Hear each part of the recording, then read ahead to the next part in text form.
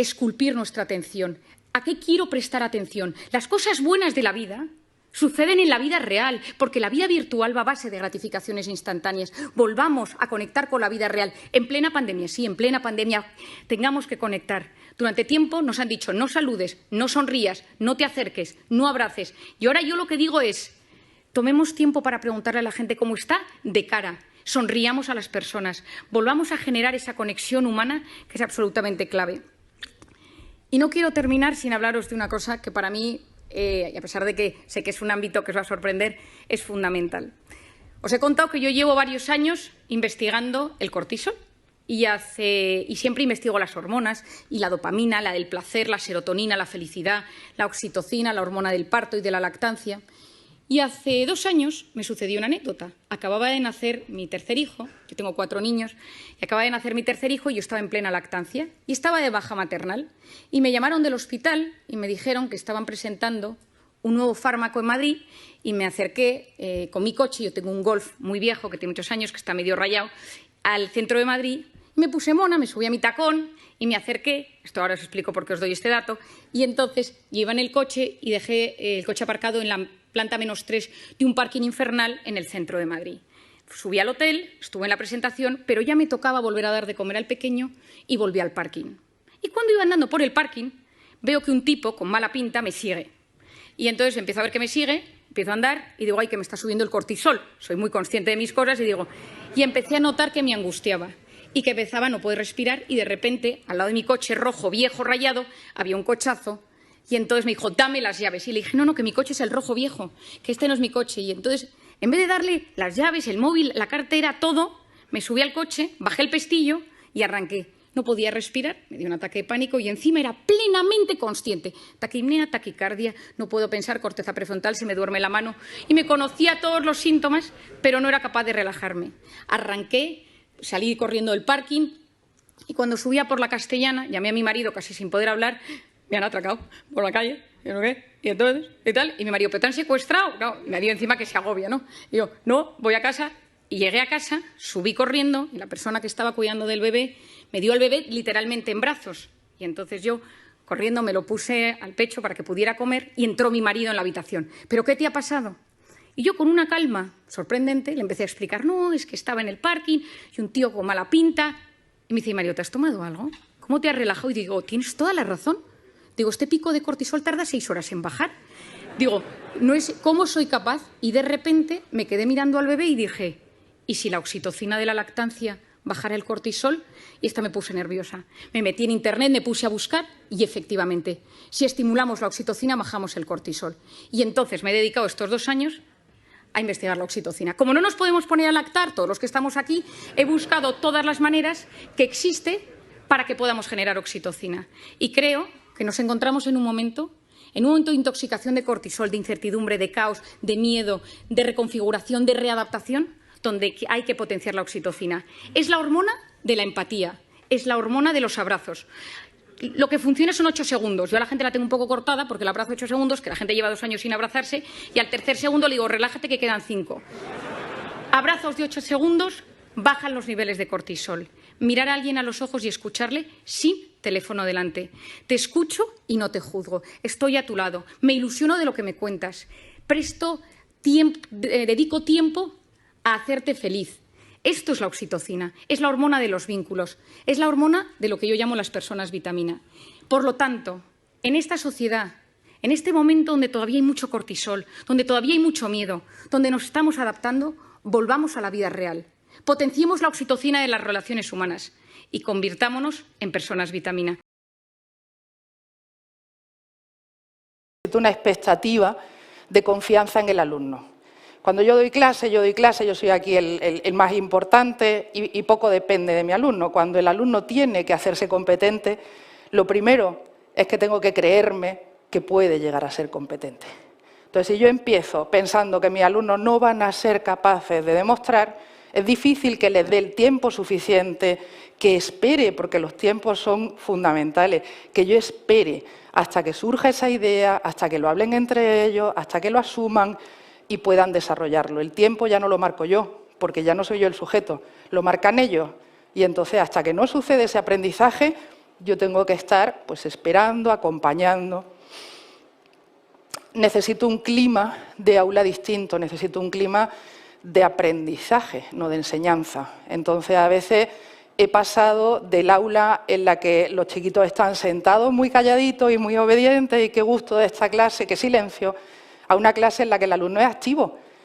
Hay ruido, hay movimiento, es más incómodo, se descontrola, puede ser más, pero es muchas veces el síntoma de que está sucediendo el aprendizaje, porque el alumno callado que solo escucha es posible que esté pensando en cualquier otra cosa, pero el alumno que está conectado está generando un clima diferente.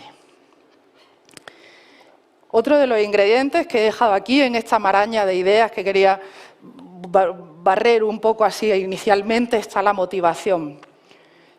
La motivación a veces pensamos que viene de la tarea o de lo que ofrecemos o de que el docente haga las cosas de una manera muy sorprendente, que saque conejos de una chistera, y la motivación inicialmente donde viene del logro. Si yo tengo un chico en clase que no sabe de lo que estamos hablando, que se perdió hace 2 cursos, que no entiende el texto que leyó, que no entiende el enunciado del problema que los otros resuelven, ese niño no puede tener motivación, por bonito que sea el problema, por mucho que yo haga lo que yo quiera por motivarlo y traiga globos. Es que no tiene ningún logro.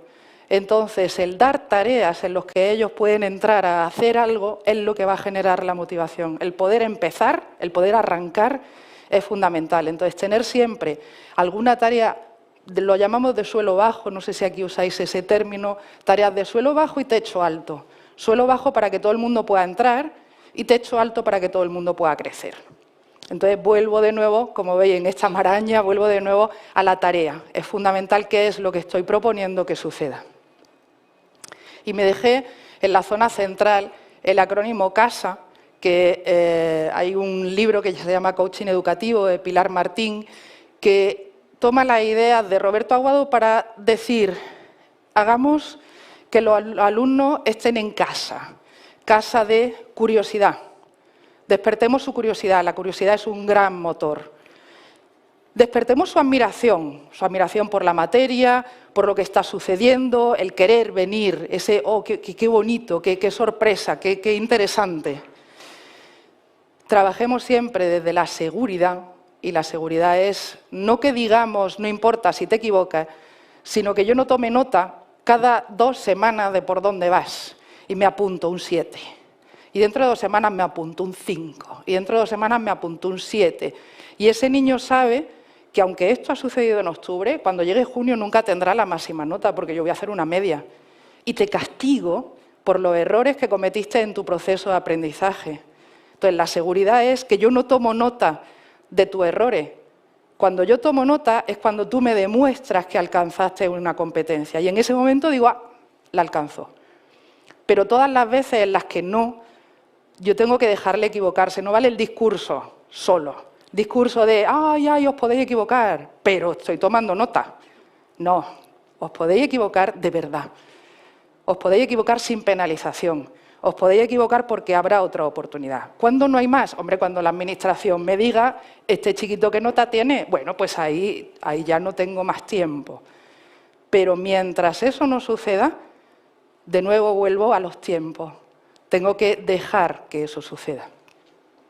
Y el último es la alegría. No me entiendan como que estemos todo el día contando chistes en el aula, sino como ausencia de la tristeza. Tiene que haber un ambiente agradable en lo que los niños, repito, estén en un estado de curiosidad, admiración, seguridad y alegría. Y ese entorno de emociones adecuadas para el aprendizaje, con unas tareas adecuadas donde el docente deja un poco de ser el centro de todo este proceso y deja paso a los niños, es lo que andamos buscando.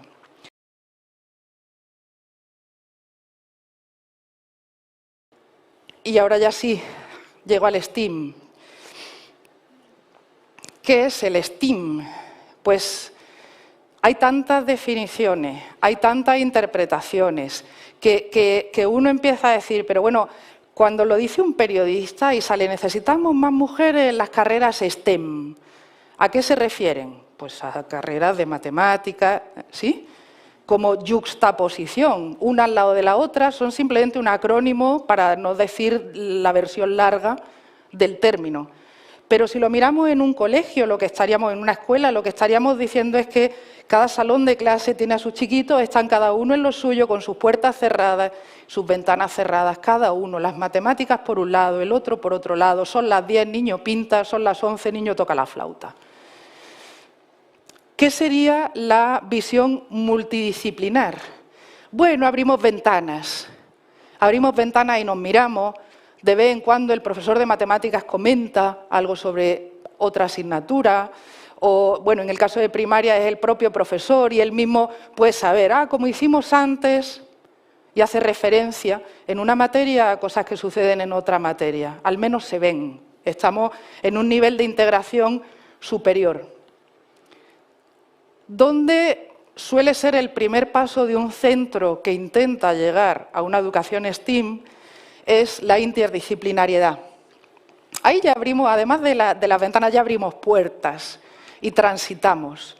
Y muchas veces, cuando un centro inicia este proceso, lo que dice es, elijamos un tema y trabajemos todos sobre ese tema. Y entonces se trabaja, qué sé yo, la prehistoria. Y el de matemáticas propone problemas con prehistoria, los dinosaurios o años de no sé qué. Y el de ciencias naturales habla de evolución y cada uno está mirando a un mismo tema desde su disciplina. Pero las disciplinas siguen estando ahí. Sigue siendo a las 10 matemáticas y a las 11 lenguas, solo que estamos mirando en una misma dirección y nos vemos mucho más y pasamos de una zona a otra. Cuando yo hablo de educación STEAM, a donde quiero ir es aquí. A donde quiero ir es a la transdisciplinariedad. Y es ese trabajo en el que si uno se acerca a un chiquito y le pregunta ¿de qué es esto? ¿Qué estáis aprendiendo? ¿De qué asignatura es esto? Te dice, no lo sé. No tengo ni idea. No sé dónde estoy. Sé que estoy aprendiendo cosas, pero no les sé poner nombre. Me tiraron la muralla y yo ya no tengo el como son las 10, toco la flauta. Como son las 10, estoy resolviendo un problema en el que muchas disciplinas intervienen. Y entonces he derribado los muros entre ellas. ¿Defendemos nosotros que debería trabajarse así todo el tiempo? Pues no. ¿Por qué? Porque cada disciplina tiene también una manera de pensar, una manera de desarrollarse, tiene unos conocimientos propios, hay que institucionalizar ciertos conocimientos y uno tiene que estar en clase de lengua en algún momento pensando en esa ortografía de una manera propia de su disciplina, igual que las matemáticas, cada una tiene de alguna manera una manera de pensar en ella. Entonces, no se trata de que las disciplinas desaparezcan del currículo, sino de que exista ese momento en el que la disciplina se trabaja desde su manera y sus maneras y otros momentos en los que derribamos las fronteras. Es constante cuando uno habla con profesores de enseñanzas medias. Es que no relacionan, es que vieron el tiro parabólico y no ven que esto es lo mismo cuando veíamos las ecuaciones de segundo grado. Claro, porque eso no lo tiene que construir el niño. Tú trazaste un muro y le pediste a él que lo saltara solo. ¿Qué tal si de vez en cuando quitas el muro, estableces las relaciones y no le dejas a él el trabajo de integrar? Lo integras tú, lo trabajas unido en un proyecto y al cabo de cierto tiempo, desde el aula de mate, desde el aula de física, seguimos trabajando. De alguna manera lo que estamos pidiendo es que lo que era información cuando estaba yuxtapuesto y le pedíamos al niño, dada la información, construye tú el conocimiento, que nosotros los ayudemos a construir esos surcos que conectan unos puntos con otros y que transforman la información en conocimiento. Las claves de la innovación educativa serían, lo primero, la transdisciplinariedad, que comentaba antes. Construir ese diálogo entre las disciplinas. La segunda, una escuela como agente de cambio sostenible a nivel local y a nivel global. El GLOCAL, el famoso movimiento GLOCAL del que tanto se habla últimamente. Lo tercero es una escuela o una innovación que prepare a las generaciones del presente para afrontar todos esos cambios de la sociedad cambiante en la que nos estamos moviendo y para darles una competencia global, que les ayude a entender que no se trata de blanco-negro, que hay matices, que tu verdad es solamente parte de la gran verdad, que tengo que escuchar, que quien piensa diferente a mí no es mi enemigo, sino es una persona que complementa mi visión del mundo. Otra de las claves sería el desarrollar una palabra que todavía creo que no está en los diccionarios, que se ha acuñado en inglés, que es la learnability, la aprendibilidad, esa capacidad de aprender a aprender, de generar ese pensamiento divergente, flexible, fuera de la caja, que nos permita afrontar lo que venga. Ahora mismo a lo mejor suena tópico, pero tenemos que preparar a unos aprendices que van a tener profesiones en el futuro que hoy todavía no existen. Esto a algunos docentes les genera terror. ¿Cómo voy a poder ser yo guía o ingeniero de experiencias educativas si ni siquiera sé lo que va a pasar mañana? Y esto genera bastante bloqueo y hay personas que les está costando colocarse en este momento. Realmente creo que parte de la resistencia a los cambios viene de ahí, viene de, bueno, pues de falta de herramientas para atender a este momento. ¿Cómo voy a poder enseñar lo que no sé? Parte del cambio de la innovación educativa pasa de dejarnos de preguntar cómo voy a enseñar yo a preguntarnos cómo va a aprender la persona que tengo enfrente y dejarles realmente que aprendan. A mí me gusta, soy hija y nieta de psiquiatra, investigar el comportamiento humano. Voy observando lo que va sucediendo en el mundo emocional, en el cambio en la población e investigo qué subyace, qué va pasando buscando las bases humanistas, biológicas, neurocientíficas del ser humano. Cuando uno se comprende, se siente aliviado. Y el problema que nos sucede muchas veces es que como seres humanos nos van sucediendo cosas, vamos sintiendo cosas, van surgiendo síntomas en nuestro cuerpo y no entendemos nada. Tengo 20 minutos para intentar explicaros cómo funciona nuestro cerebro y cómo funciona nuestro cerebro en este mundo digital tan apasionante. Y con esas ideas que os voy a dar, transmitiros unos tips, unos pequeños consejos para que el mundo digital saque lo mejor de nuestro cerebro y no lo peor de nuestro cerebro. Quizá alguno me haya escuchado en alguna ocasión y yo siempre hablo de una hormona, que es la hormona del cortisol. El cortisol es la hormona del estrés. Se activa en los momentos de amenaza, en los momentos de reto. Si uno va por la calle y le atracan, sube el cortisol. Si a uno le llaman por teléfono y dice que su empresa se ha quebrado en bolsa, sube el cortisol. Si a uno le llaman por teléfono y le avisan que su hijo ha tenido un accidente en el colegio, sube el cortisol. Esta hormona es clave en nuestra vida porque interactúa con todo el organismo. Es una hormona cíclica. Por las noches es baja y tiene que ser bajita para que yo duerma.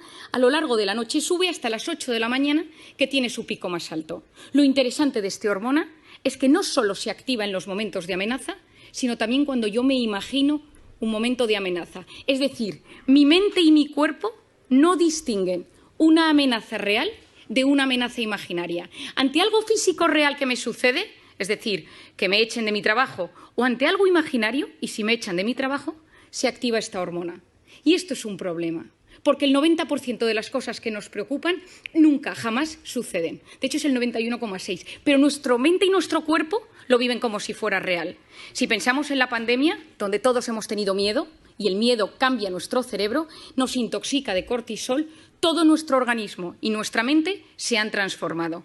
Es decir, yo lo llamo la intoxicación de cortisol. Esta hormona toma las riendas de mi cuerpo y empieza a cambiar mi cuerpo y mi mente. Se me cae el pelo, me tiembla el párpado, tengo gases, me cambia el aparato intestinal, se me inflaman las articulaciones, me duele la espalda. Es decir, todo mi organismo responde a esta intoxicación de cortisol. Y por otra parte, a nivel psicológico, estoy irritable, tengo fallos de memoria, de repente me encuentro triste, duermo mal, despertares nocturnos, estoy inquieto por cosas. Y durante 5 años me he dedicado a investigar el cortisol, cómo bajar el cortisol, porque vivimos en una sociedad intoxicada de cortisol. Y la intoxicación de cortisol genera inflamación en el cerebro y en el organismo. Gastritis, gastroenteritis, amigdalitis. ¿Cuáles son las vías de escape? Y ahí es donde voy. Yo durante mucho tiempo he investigado cómo de forma sana conseguir equilibrar esos niveles de cortisol. Pero nos dimos cuenta, y muchos neurocientíficos a nivel mundial nos hemos dado cuenta, que la pantalla nos alivia. Y esto es clave. Lo que sucede en la pantalla son gratificaciones instantáneas. Yo quiero algo y lo tengo, y lo siento. El cofundador de Facebook Sean Parker, reconoció en un evento médico en Filadelfia hace unos años. Creamos Facebook para generar adictos. Nos dimos cuenta de la vulnerabilidad del ser humano, de cómo el ser humano necesita sentirse querido, el ser humano necesita sentirse reconocido, porque nada mueve más al ser humano que alguien te quiera o que crea en ti. Y dijimos, creemos Facebook. Subes una foto y la gente le gusta, y la gente te comenta, y la gente te pone likes. Pero ¿qué hemos descubierto? Que hay una hormona que subyace en el comportamiento de las pantallas. Y hoy estoy hablando de la pantalla, en esta primera parte, la pantalla como redes sociales, videojuegos, Instagram, noticias, mails, WhatsApp. Y aquí entra la dopamina. La dopamina es una hormona maravillosa en muchos aspectos porque es la hormona del placer. Es la hormona que está involucrada en las relaciones sexuales, en la comida rica, en el vino, en los videojuegos, es decir, en cosas que nos hacen pasarlo bien, que nos hacen disfrutar. Y funciona de una manera muy particular. A mí me apetece tomarme una copa con unos amigos y empiezo a generar dopamina. Y en el momento que tengo esa copa, que ya me tomo eso con mis amigos, tengo mi pico de dopamina y de repente tengo un gran bajón. ¿A quién no le ha sucedido que tiene un momento muy bueno en algo y de repente tiene ese bajón después? El alcohol, la cocaína, las drogas, los videojuegos, las redes sociales, la pornografía. La dopamina es la hormona de las adicciones. Cada vez que yo recibo un like, cada vez que yo recibo comentarios en mis redes sociales y recibo cosas gratificantes, tengo chispazos de dopamina. Es decir, la pantalla fue diseñada para ser adictiva y a día de hoy tratamos en consulta la adicción a la pantalla con la misma medicación que la adicción a la cocaína. Ojo, van por los mismos circuitos cerebrales. Esto lo cuento porque es importante que lo entendamos. Es decir, nuestro cerebro no es inmune a tener pantalla todo el rato. Es cierto que nos ha salvado en un momento de pandemia. Es cierto que ayuda a acercar a nivel empresarial, educativo, en muchísimos aspectos. Pero necesitamos conocer cómo funciona y cómo activa nuestro cerebro para ser capaces de enfrentarnos de la mejor manera posible a ello. ¿Qué ha hecho la pantalla? Que nos hemos convertido en drogodependientes emocionales, adictos a experiencias vibrantes, porque siempre llega algo en la pantalla. Yo activo la pantalla, yo actualizo la pantalla. Si uno de vosotros se levanta una mañana y no hay nada en el WhatsApp, uno reinicia el teléfono. Porque que nadie te haya escrito nada en el teléfono significa que algo ha sucedido. Y lo siguiente que sucede es que te metes en Internet a ver si es que se ha caído WhatsApp a nivel mundial. ¿Por qué? Porque nosotros nos hemos acostumbrado a recibir emociones y sensaciones constantes. Las empresas se dieron cuenta de esto. Facebook, Google, todas las empresas de Silicon Valley, Palo Alto, todo el mundo vio que esto era importantísimo. ¿Y qué sucede hoy en día? Que hemos transformado la economía mundial en la economía de la atención. Lo que importa a las empresas es conseguir mantener la atención del usuario el mayor tiempo posible en una pantalla. Es decir, nos han captado nuestra atención y es mucho más fácil secuestrar nuestros instintos que dominarlos. Es decir, como es algo tan impulsivo, me siento querido, me contestan, estoy metido en un grupo, me hacen caso, escribo, me meto, busco, compro, tengo hambre, pido un globo, quiero un sushi, me apetece, quiero quedar con alguien, me descargo Tinder. Es decir, gratificación instantánea, lo quiero todo y lo quiero ya. Y si nos damos cuenta, las dos únicas cosas que realmente nos hacen felices en esta vida, las dos únicas cosas que realmente llenan el corazón del ser humano, son el amor de pareja, el amor a los padres, el amor a los hijos y el trabajo bien hecho. Y ni el amor ni el trabajo son a base de gratificación instantánea. Son todo lo contrario. Pospongo recompensa, paciencia, esperar a no recibir todo el rato lo que busco y lo que quiero. Tiempo, tiempo, tiempo. Y hoy en día no sabemos esperar. Y hay otra zona del cerebro que es fundamental que os explique. Y se denomina la corteza prefrontal. La corteza prefrontal es esta zona delantera de nuestro cerebro y es la zona que se encarga de la atención, de la concentración, de la resolución de problemas y del control de impulsos. Nada, es la que se encarga de que seamos seres superiores. La que yo de repente voy caminando en un restaurante y tengo apetito y veo que mientras voy por el pasillo que un señor está comiendo y no le quito la comida del plato. La que hace que yo de repente me apetezca comprarme algo y no me lo compro. Que de repente veo a una persona que me gusta por la calle, estoy casado y digo, no me conviene porque estoy comprometido con otra persona. Esto es la corteza prefrontal. Es el centro neurálgico de la voluntad.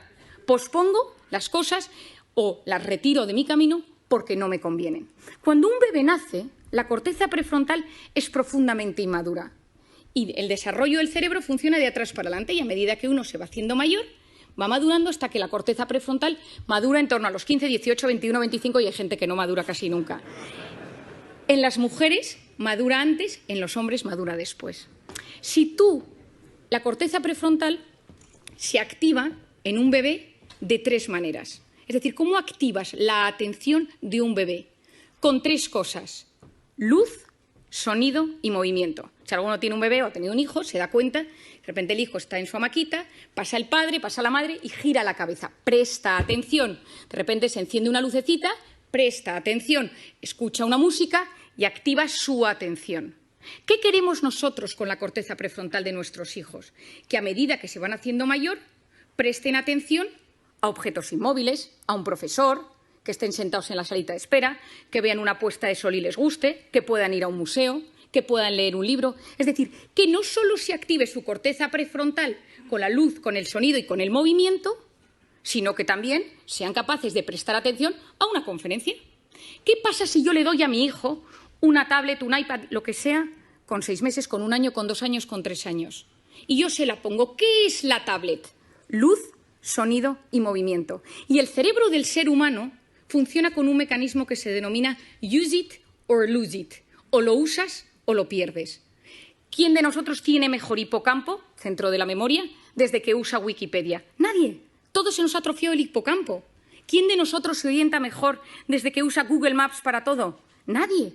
Porque nuestro cerebro, cuanto más utilizas herramientas externas, más se atrofian las herramientas internas. Si yo utilizo la corteza prefrontal siempre para estimularme desde fuera, luz, sonido y movimiento, ¿qué es lo que está sucediendo? Que la corteza prefrontal de los jóvenes no está madurando de forma correcta. ¿Y esto qué consecuencias tiene? Seguro que habéis oído hablar del famoso TDAH, trastorno por déficit de atención e hiperactividad. Falta de atención, falta de control de impulsos, corteza prefrontal. 10% de los niños del primer mundo medicados por TDAH. Medicaciones que no son inocuas. Hay veces que son necesarias. ¿Es solo la culpa de la pantalla? No es solo. Pero la pantalla no está ayudando. ¿Por qué? Porque si yo quiero ayudar a que se desarrolle bien mi corteza prefrontal, necesito posponer el uso de la pantalla en los niños. Si nosotros, que somos adultos, que nos educaron sin pantalla en nuestra corteza prefrontal, ya nos damos cuenta que constantemente esto nos alivia, esto nos ayuda, no podemos vivir sin el teléfono, nos damos cuenta que nos lo hemos olvidado y hay un sudor frío por la espalda, que somos conscientes de que lo necesitamos, lo llevamos colgados y a veces incluso algunos pegados en la mano como si fuera un reloj.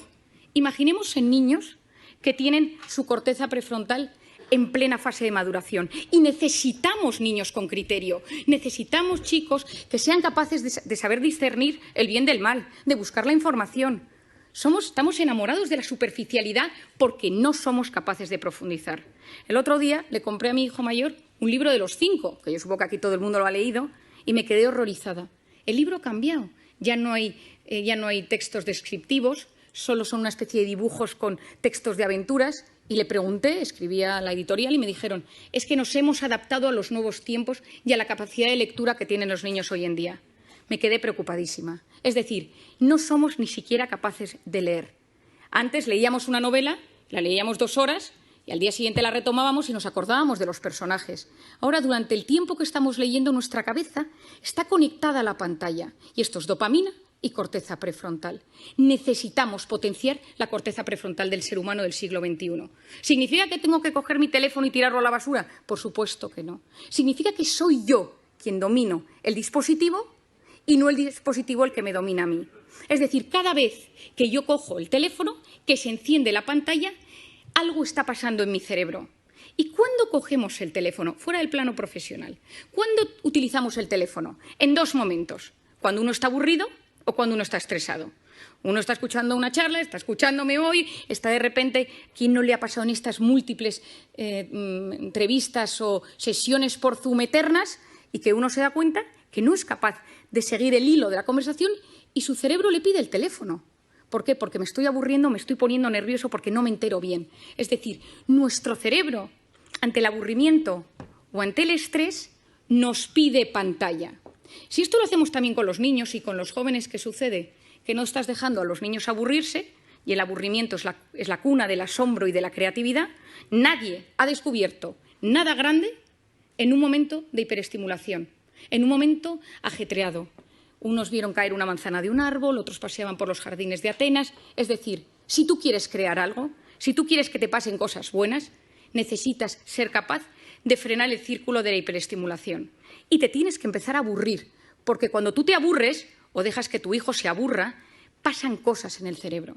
Si tú no sabes gestionar el estrés y cada vez que te enfadas con tu marido, con tu mujer y, fijémonos, coges el teléfono, tu hijo te pone de los nervios, coges el teléfono, has tenido un problema con tu jefe, coges el teléfono, porque te alivia, porque fue diseñado para aliviar y conocemos los mecanismos que subyacen al tema, pero entonces ya no sé gestionar la ansiedad. Y ojo, quien no sabe gestionar sus emociones en el siglo XXI lo pasa muy mal. Y si me vuelvo al campo de los niños y si me vuelvo al campo de los jóvenes, el que no sabe gestionar estos problemas acaba con problemas de tolerancia a la frustración. Yo siempre digo que darle a un niño un teléfono es como ponerle un minibar en su cuarto. Es decirle, oye, que cada vez que te encuentres mal puedes tomarte un chupito. ¿Por qué? Porque el cerebro se siente aliviado ante esa carga de estrés. Tenemos que conocer cómo funciona la pantalla, tenemos que conocer cómo funciona el cerebro para entender que es algo bueno, que las pantallas traen cosas muy positivas, pero que tengo que ser yo quien domine el dispositivo y él no a mí. Hay un documental que se llama The Social Dilemma, hecho por Netflix, que os recomiendo. Está Tristan Harris detrás de ello, que es lo que denominan en Estados Unidos, le llaman the closest thing Silicon Valley has to conscience, lo más cercano que tiene Silicon Valley a la conciencia, porque él ha abierto la posibilidad de que haya comités de ética en las grandes empresas tecnológicas para hablar de estos asuntos, porque es la primera vez en la historia que los hijos son menos inteligentes que sus padres. Y me refiero a inteligencia, capacidad de buscar, capacidad de discernir, encontrar dentro de toda la información y saber encontrar lo importante. Estamos en la era del exceso de información y de la falta de formación. Y encima estamos generando una sociedad que no sabe buscar lo correcto, porque ante el estímulo tu cerebro no te permite frenar, no te permite el silencio. Es un medio que facilita ese nuevo aprendizaje, ese aprendizaje ubicuo, donde es tremendamente importante transformar la información en conocimiento y saber cómo transferir ese conocimiento para solucionar nuevas circunstancias. Pero me preocupa también que la tecnología es algo que llama la atención y hay algunas instituciones que parece que se están lanzando al cambio tecnológico como un fin y no como un medio. Para mí, el papel que tiene que tener la tecnología es el de producir otro término que tampoco tiene todavía traducción en castellano, pero que sí que se está acuñando en el mundo anglosajón, que son los prosumers, que sería gente que a través de la tecnología no solamente consume, que es para lo que estamos utilizando hoy la tecnología, sino que son capaces de, a través de ese consumo de esa información, transformarla en conocimiento y producir, ¿vale? Evidentemente, la tecnología nos ayuda, es un medio. Es peligroso entender la innovación educativa si simplemente ponemos en manos de los aprendices o incluso de los docentes herramientas tecnológicas sin haberles formado adecuadamente en competencia digital, y esto se nos puede volver en contra, porque efectivamente vamos a tener consumidores de cualquier tipo de contenidos y quizás no les hemos dado las herramientas adecuadas para filtrar esos contenidos. Eso está generando conflictos grandes en las escuelas que no se han planteado cómo capacitar en competencia digital al docente en todos los aspectos que la tecnología conlleva. Y no estoy hablando solamente de cómo se consumen esos contenidos, sino de la propia salud digital. Cuestiones como cómo nos tenemos que colocar cuando estamos manejando un dispositivo, cómo tienen que mirar nuestros ojos, cómo tiene que estar inclinado nuestro cuello. Parecen tonterías, pero esta generación está siendo una generación de conejillos de indias. Y empieza a haber datos, que al final es lo que deberíamos mirar, de países donde los chicos han tenido acceso a las tecnologías desde muy pronto, preocupantes. Datos de pérdida de visión, datos que tienen que ver con malformaciones en musculatura, huesos, en el cuello, en las falanges de los dedos y incluso formaciones sinápticas en el cerebro que nosotros, como inmigrantes digitales, aunque este término ya queda un poco superado, ¿no? Pero nosotros, mi generación, no tenemos. Entonces, ojo con cómo estamos asumiendo la tecnología. La tecnología es un medio que tiene que ir siempre asociado a unas líneas pedagógicas muy claras, coherentes y que planteen un aprendizaje significativo y profundo. Si no, la tecnología como un fin y per se, para mí no tiene excesivo sentido.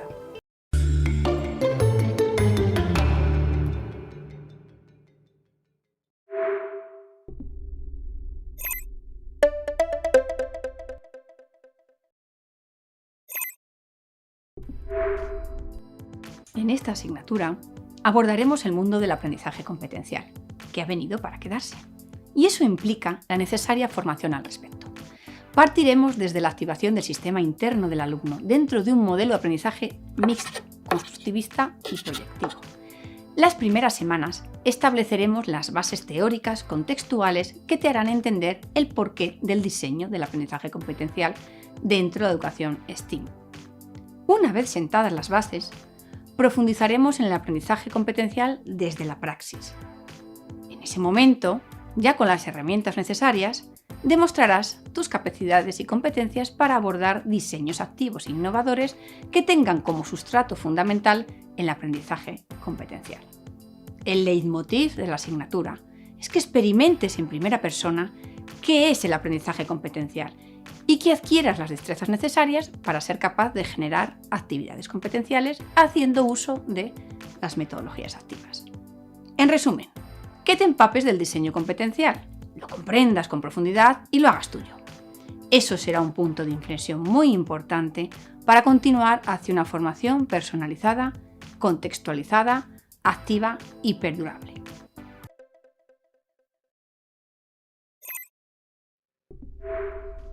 En este vídeo te voy a presentar el modelo STEAM to Learn. Es un modelo en el que intentamos dar cabida a todos los procesos que suceden de educación STEAM cuando le damos este enfoque basado en la matemática realista, en la educación STEAM y en el aprendizaje basado en proyectos. Esencialmente tiene dos dimensiones principales. La primera de ellas es la integración y la segunda es entender todo como un proceso. En cuanto a la integración, estamos trabajando desde una integración de materias. El acrónimo STEAM lleva Science, Technology, Engineering, Arts y Math. Pero cuando nosotros trabajamos en este modelo de STEAM to Learn, vamos a intentar llevar un enfoque mucho más holístico. Déjame que en ciencias añada las experimentales y las sociales. Déjame que dentro de las arts incluya claramente toda la parte de lengua y las humanidades. Cuando el alumno está en el aula y no sabe en clase de qué está, es que estás trabajando de manera transdisciplinar, en algo que trasciende a todas las materias y que las integra a todas ellas. También es una integración de conocimientos y competencias. El falso debate entre qué es más importante no tiene cabida en este modelo. El alumno tiene que conocer algo para poder hacer algo con él. De manera que nosotros vamos a desarrollar el conocimiento a través de esa adquisición de la competencia. También es un proceso de integración de individuos. A veces trabajaremos con grupos heterogéneos, buscando que haya un equilibrio entre creatividad, motivación, capacidad, orientación. Y otras veces trabajaremos con equipos muy homogéneos que permitan estar entre pares a los alumnos. Y por supuesto, vamos a trabajar la integración del cuerpo y de la mente, esencial en el niño. No podemos tener niños que solo piensan o niños que hacen mientras piensan cualquier cosa. Todas las actividades que llevemos a cabo en el aula tienen que llevar ese alumno activo que está pensando exactamente lo que nosotros queremos que esté pensando. La segunda dimensión, STEAM to Learn como un proceso, es un proceso de aprendizaje basado en proyectos. Tenemos esa idea de aprendizaje muy presente. No se trata de aplicar lo que ya sé en un proyecto, sino que lo que estoy haciendo es aprender mientras realizo el proyecto. Ese reto que el alumno resuelve le hace pedir la información, le hace buscar la información, que se la puedes explicar, por supuesto. La lección magistral también tiene cabida ahí. La cuestión es que sucede a petición del alumno o dirigida por el alumno. El alumno tiene que resolver un problema realista, él está con esa intención clara de quiero resolver esto, y ahí es donde el profesor orquesta todo ese proceso en el que hace más preguntas que respuestas da, en el que hace una evaluación formativa para ir guiando todo ese proceso, que es el llevar a cabo un proyecto de STEAM dentro de tu aula.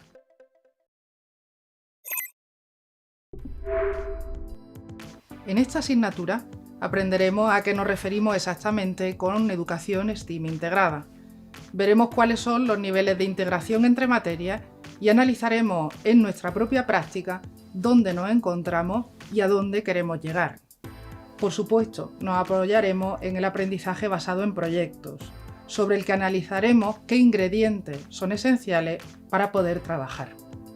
Veremos cómo podemos apoyarnos en el descubrimiento guiado para que los proyectos formen parte del proceso de aprendizaje del alumno y no sean solamente una puesta en práctica de lo aprendido. Piensa que la A de ABP viene de aprendizaje y no de aplicación. Un breve repaso por la historia de la educación STEAM y de la metodología ABP nos permitirá definir qué queremos conseguir. Una vez aclarada la educación STEAM integrada como objetivo, tendremos que ver cuál es el camino para conseguirlo. Analizaremos y discutiremos muchas propuestas de proyectos STEAM y aprenderemos a distinguir cuándo una propuesta es interesante, motivadora o divertida y cuándo una propuesta es, además de todo eso, una buena propuesta de educación STEAM integrada, bien fundamentada en la literatura y que permita el crecimiento de nuestro alumnado. Seguiremos subiendo juntos la taxonomía de Bloom desde analizar o evaluar para conseguir llegar a un crear, lo que nos permitirá iniciarnos en la elaboración de nuestras propias propuestas integradas. Solo pretendemos iniciarnos en este proceso porque cada una de las asignaturas de esta formación te proporcionarán una serie de piezas que irán encajando entre sí para que consigas hacer propuestas sólidas y fundamentadas que podrás consolidar e integrar en el bloque de pensamiento creativo en STEAM. Cuando termines la asignatura, serás capaz de identificar los elementos fundamentales de la educación STEAM. Podrás evaluar la calidad de una propuesta de educación STEAM. Diseñar propuestas sencillas de educación STEAM, implementar correctamente proyectos de educación STEAM en el aula. Y todos los trabajos que realices, tanto en esta asignatura como en las que le siguen, quedarán reflejados en tu página de aprendizaje, que comenzarás ahora y que irás enriqueciendo a lo largo de todo el curso. En ese portafolio enlazarás todas las producciones del curso y al terminar será un resumen de todo lo que has aprendido y del camino por el que llegaste hasta allí. Cada semana tendremos una tutoría online, síncrona, en la que, de modo colaborativo, todo el alumnado del curso de experto discutirá con las profesoras y podrá plantear sus dudas. De igual modo, estas sesiones semanales permitirán el debate de los aspectos prácticos de la implementación o la puesta en marcha en tu aula de esta metodología. Después de esta tutoría, deberás plasmar tu aprendizaje en el portafolio en el que reunirás qué has aprendido, qué piensas sobre ello, qué ideas te ha dado. Este portafolio será un documento privado que solo compartirás con el docente del curso y sobre él te darán realimentación y podrás continuar tu proceso de aprendizaje.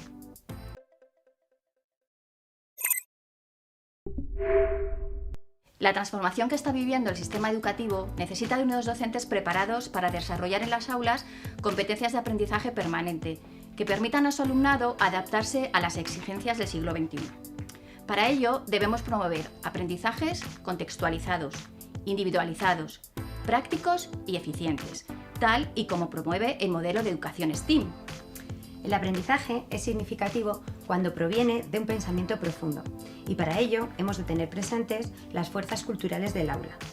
El trabajo sistemático del pensamiento se infusiona con el proceso de enseñanza-aprendizaje a través del lenguaje, del ambiente, el tiempo, el modelado, las interacciones, las oportunidades y las rutinas.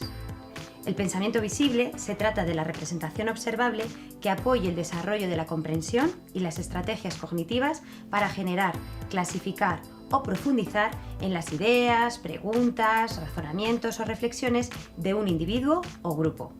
Este enfoque pretende fomentar todas aquellas habilidades cognitivas y disposiciones para profundizar en los aprendizajes a través de un pensamiento más eficiente. El modelo de educación STEAM requiere de la utilización de un enfoque basado en la comprensión y el aprendizaje profundo para fortalecer y reforzar el aprendizaje competencial. En nuestra asignatura Cultura del Pensamiento en el Aula te formaremos para adquirir diversas competencias, pero especialmente en la denominada Enseñar a Pensar, fundamental para promover estudiantes autónomos, metacognitivos y críticos. En la asignatura Cultura del Pensamiento en el Aula se trabajarán los siguientes contenidos. ¿Qué es la metacognición y cuáles son los diversos enfoques basados en el pensamiento y la comprensión? Cómo fusionar la promoción del pensamiento con las diferentes metodologías activas y cómo promover una cultura del pensamiento en el aula a través de las fuerzas culturales y movimientos del pensamiento. Además, también profundizaremos en conocer las estrategias para promover el pensamiento y la comprensión, como son las rutinas y las destrezas de pensamiento. Utilizaremos diferentes herramientas tecnológicas para promover el aprendizaje y el conocimiento. También profundizaremos en diversos instrumentos para evaluar el pensamiento en el aula. Y por último, vincularemos todo lo anterior con la promoción del pensamiento crítico y su importancia en el siglo XXI. En esta asignatura aprenderemos a través de metodologías activas en las que se fomentará la construcción del conocimiento a través del trabajo cooperativo en el grupo clase. Utilizaremos rutinas y destrezas de pensamiento para aprender los contenidos de la asignatura y conocer estas herramientas en primera persona. La duración de la asignatura es de 4 semanas y el estudiante distribuirá su tiempo de trabajo en tutorías online, visionado de vídeos, lectura de documentación y realización de actividades teóricas y prácticas, tanto de carácter grupal como individual. También se llevarán a cabo diferentes sistemas de evaluación. De todas formas, podrás encontrar más información en la guía de la asignatura. Comenzaremos definiendo qué es el pensamiento computacional. Intentando sintetizar mucho, podemos decir que es una manera de enfocar los problemas para que estos puedan ser resueltos por un ordenador. Imagina por un momento que tienes que asegurarte de que una persona mayor tome sus medicinas a diario. ¿Dejaría unas instrucciones diciendo qué medicina toca tomar en cada momento del día? ¿Cómo serían esas instrucciones? ¿Te las puedes imaginar? Pausa un minuto este vídeo y piensa en cómo serían esas instrucciones. Ahora déjame apostar. Si has podido imaginar unas instrucciones concretas, es porque también imaginaste la persona que debía leerlas. Solo así puedes saber si es mejor un dibujo o un texto, si las letras deben ser grandes o pequeñas, si tienes que indicar también el color o el tamaño de la pastilla. Si no has podido imaginar esas instrucciones, es porque tu respuesta fue depende, es decir, porque no imaginaste un destinatario concreto.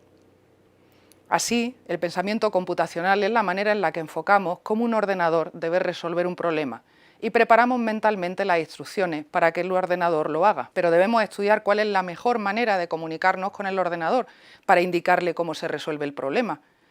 Por una parte, debemos empatizar con su manera de razonar, que no es la misma que la de una persona. Por otra, debemos hablar su idioma, que es lo que denominamos un lenguaje de programación. Cuando sepamos qué debe hacer el ordenador para resolver el problema y sepamos contarle al ordenador cómo hacerlo, escribiremos un programa, que es una lista de instrucciones.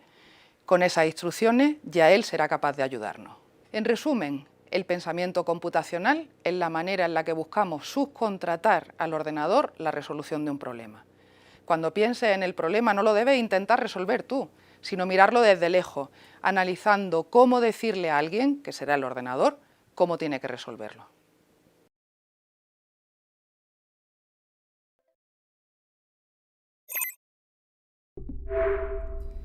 Nos han contado una historia en la que los grandes pensadores llegan a las soluciones creativas como en una especie de iluminación. Arquímedes se mete en la bañera y, ¡eureka!, se le ocurre de inmediato cómo medir la densidad de una corona de oro. O a Newton se le cae una manzana en la cabeza y descubre la teoría de la gravitación universal. Pero no nos cuentan que llegar a esas conclusiones les ha llevado meses e incluso años de trabajo y dedicación. Nadie es capaz de crear de la nada y sin esfuerzo. La creatividad es un proceso en el que se establecen conexiones entre conceptos que tenemos aprendidos para generar ideas nuevas. Pero para fomentar el pensamiento creativo, tenemos que conocer cómo funciona nuestro cerebro a la hora de generar esas conexiones. En esta asignatura entenderás el papel que la creatividad juega en la educación STEAM. Aprenderás las bases del pensamiento creativo. Serás capaz de aplicar el pensamiento creativo al trabajo en el aula y diseñarás proyectos educativos que fusionen el arte y la ciencia.